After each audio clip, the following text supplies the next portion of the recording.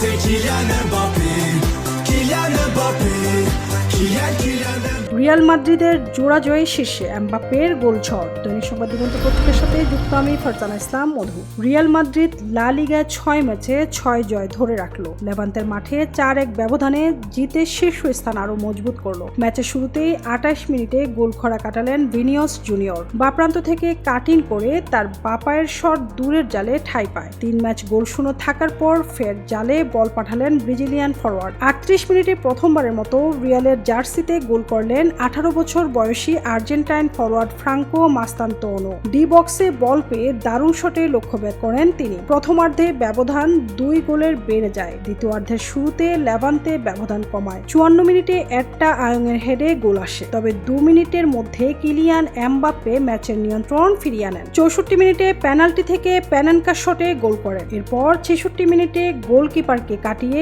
খালি পোস্টে বল ঠেলে দেন। এমবাপ্পের লা লিগার 7 ম্যাচে গোল সংখ্যা দাঁড়ালো 9। রিয়াল 62% সময় পজিশন রেখে মোট 24টি শট নেয়, যার 10টি লক্ষ্যে যায়। লেভান্তের 11 শটের মধ্যে 2টি লক্ষ্যভেদ। এই জয়ের ফলে রিয়াল লিগে শীর্ষে, বার্সেলোনার চেয়ে 5 পয়েন্ট এগিয়ে। চ্যাম্পিয়ন্স লিগেও জয় দিয়ে মৌসুম শুরু করেছে দলটি। রিয়ালের নতুন ঠিকানার তারকা এবং তরুণদের গোলে দলের জয়ের ধারাবাহিকতা বজায় রাখল।